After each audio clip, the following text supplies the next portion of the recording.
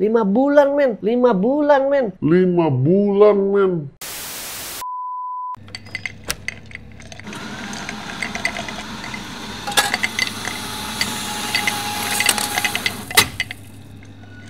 Guys, balik lagi di Toys Rama Coffee Shop Talk bareng sama gua Michael Raja Terakhir dari Isekai. Sebelum mulai pengen bilang ke semua teman-teman terima kasih partisipasinya udah ikutan pemilu, udah melangsungkan pemilu dengan lancar, aman, damai, dan tentram ya. Terlepas dari siapapun yang menang, gua kagak seberapa peduli sih, karena gua ngerasanya bakalan sama-sama aja. Tapi yang penting pemilunya aman, damai, tentram, dan nyaman, dan terlaksana dengan baik dan tidak ada huru-hara.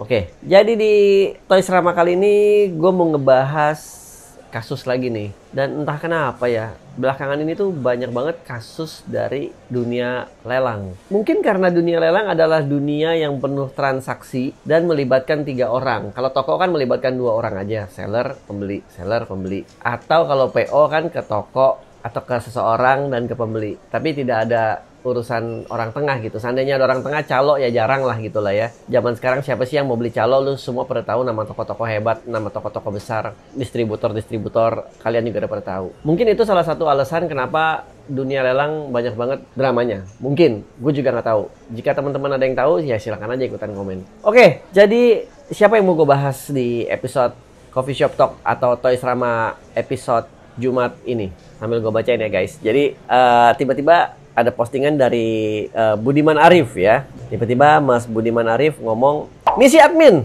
mau info kalau ada postingan lelang dari Bro Asmara Jaya MBS lelang, tolong jangan di-accept dulu. Yang bersangkutan belum menyelesaikan tanggung jawabnya, refund dana lelang yang sudah saya bayarkan hampir 2 bulan. Barang nggak dikirim, uang pelunasan nggak dibalikin full. Takutnya ada banyak korban lain lagi. Terima kasih perhatiannya admin." Nah, postingan Om Budiman Arif ini mendapatkan 139 komen per kemarin dan 15 share. Balik lagi, per kemarin.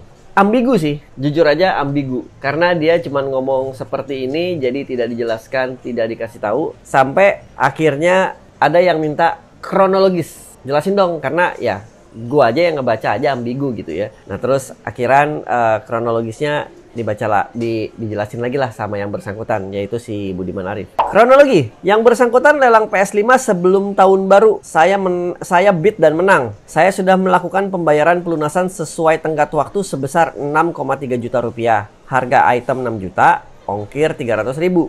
Barang tidak kunjung dikirim dengan alasan masih libur Natal dan Tahun Baru. Setelah saya minta refund, akhirnya Januari yang bersangkutan menyicil 4 juta dulu dengan alasan limit transfer. Kemudian seminggu kemudian setelah ditagih setiap hari membayar 1,3 juta lagi dengan alasan keliru tidak perhatikan nominal sisanya. Kemudian setelah saya kejar terus, yang bersangkutan minta tempo beberapa kali dan saya masih iyakan. Sampai pada yang terakhir janji akan dilunasi pada hari Jumat kemarin, namun nyatanya masih nihil. Saya sudah sampaikan via messenger kalau kemarin adalah toleransi terakhir dari saya. Apabila tidak ditepati, maka saya akan share sampai ada itikat baik dari Bro Asmara Jaya MBS lelang. Kalau dari ini sih gue mau coba bedah ya guys. Tapi ini bedah cocok loginya gue ya, bisa aja salah. Jadi kalau gue salah, sorry kepada Budiman dan sorry juga kepada Asmara Jaya. Tapi gue coba melihat situasi ini dari tengah. Di sini kalau memang si Mas Asmara Jaya ini niat nipu, satu, dia nggak akan melakukan refund sebesar 4 juta dan 1,3 juta dan sisanya masih nunggu. Di sini gue cuman ngerasa kayaknya memang si Asmara Jaya ini memang lagi ada kesulitan aja sih. Tapi dia mencoba menyelesaikan masalahnya. Buktinya dia melakukan refund sebesar 4 juta pertama dan 1,3 juta kedua. Dan masih ada sisanya lagi tentunya ya yang harus diselesaikan ya. Tapi kita belum bahas ke situ ya. Tapi di satu sisi juga juga gua ngerasanya si Asmara Jaya ini mengada-ngada. Masa iya limit transfer? Mendingan lu jujur aja. Lu lagi ada masalah, sorry duitnya kepake, tapi gua akan balikin. Kalau kita bicara limit transfer kayaknya enggak lah ya. Masih jauh limit transfer sehari itu berapa ratus juta gitu kan. Kecuali lu lelangannya model kayak teman-teman yang lain yang Effendi Lo yang namanya udah melalang buana gitu kan. Kayak Yoko Ikarus yang namanya udah melalang buana gitu. Nah itu gue percaya tuh kalau misalkan sampai punya 2 atau 3 ATM karena limitnya kena, nah itu gue percaya banget. Asli itu gue percaya. Gede banget kalau mereka. Kalau Mas Asmara Jaya MBS lelang ini mungkin dirimu besar, tapi mohon maaf aku belum pernah denger, jadi sorry ya, salam kenal. Terus kalau lu bilang lu kagak bisa kirim karena liburan Natal dan Tahun Baru, menurut gue sorry to say itu bullshit. Why? Di sini gue bicara sebagai salah satu cabang layan parcel di Jakarta. Kita selalu buka. Bahkan Lebaran aja cuma tutup 1 hari. Lebaran loh, 1 hari doang. Masalah buka atau tutup itu lebih ke gerai masing-masing. Kantor pusat selalu buka. Jadi kalau misalkan JNE di sana tutup, masih ada JNE yang lain.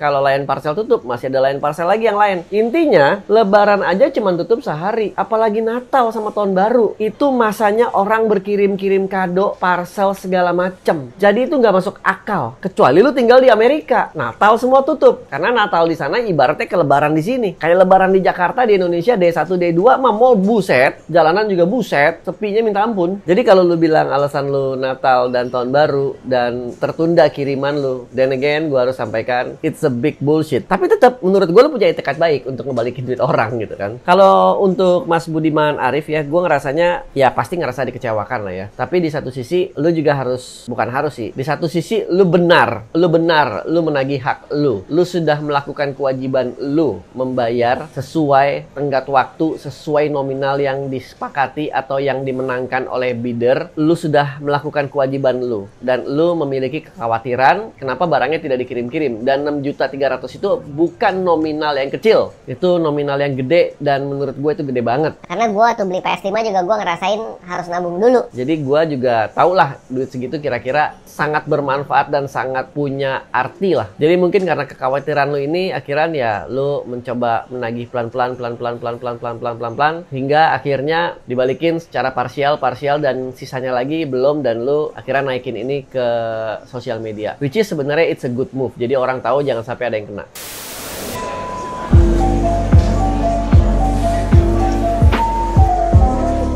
Gue lanjut dulu ya guys. Tiba-tiba di salah satu komen dari antara 139 komen itu, masuklah komen lagi nih guys. Nah itu 6 hari yang lalu ada item PS5 lagi. Gimana nasib biddernya ya? Jadi si Asmara Jaya ini tidak bisa mensuplai PS5-nya ke si Budiman Arif, tapi dia lelang PS5 lagi. Ini udah mulai ngaco guys. Udah mulai mengada-ngada, mengadi-ngadi. Yang kemarin menang PS5 lu belum supply, terus lu jual PS5 lagi. Jangan-jangan lu muter duit nih. Bukan muter duit, jangan-jangan lu minjem duit tapi seolah-olah lelang PS5 terus kagak bisa supply, nanti lu cicil lagi gitu. Jangan-jangan kayak gitu nih, sampai satu titik ntar lu beneran gak bisa bayar, kelilit utang, jadi masalah. Nah terus dikasih buktinya juga nih, ada fotonya ya di komennya. Gue bacain lagi komen yang masuk guys. Tapi kan komennya banyak, jadi seperti biasa seperti coffee shop talk yang lain gue cuman bacain sebagian aja. Asmara Jaya MBS lelang, hey, Anda dengan santai open lelang lagi saat.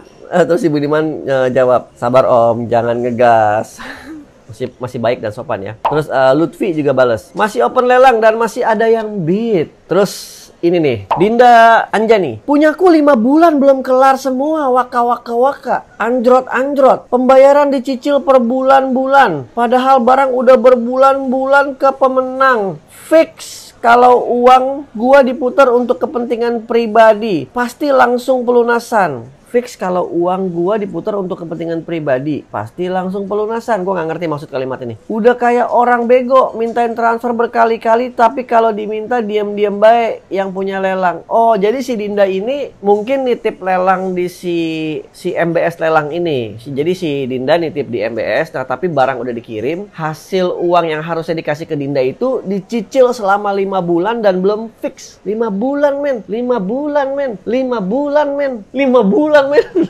Gila itu, 5 bulan sih panjang loh, lama loh. Gila 5 bulan. Gue penasaran nih Dinda, kalau lu nonton video ini nih ya, Dinda Anjani, barangnya apa sih? Dan total nominalnya berapa sih? Dan dicicilnya tuh udah berapa kali dan setiap nyicil berapa? Tolong komen ya, jadi gue tahu. Apakah barang lo itu sampai 300 juta gitu, jadi cicilannya berkali-kali atau banyak gitu atau gimana? Gue penasaran, gue kepo aja. Lanjut ya guys. Budiman Arif lagi. Orangnya masih buka lelang guys, bantu report atau ramaikan aja kolom komentarnya biar nggak ada yang kena. Sampai sekarang belum lunas. Kok masih berani open lelang ya? Hati-hati guys. Lanjut lagi nih. Nah ini contoh lelang yang dilakukan si Asmara Jaya MBS Lelang ya guys. Jadi dia ini baru kemarin jam 7.51 kemarin. Kemarin itu kurang lebih ya kalau video ini tayang ya 2 hari 3 hari lalu lah ya. Lelang start 0 ya terus ya gitulah guys. Jadi intinya yang mau gue sampaikan di episode kali ini adalah ya hati-hati lah guys.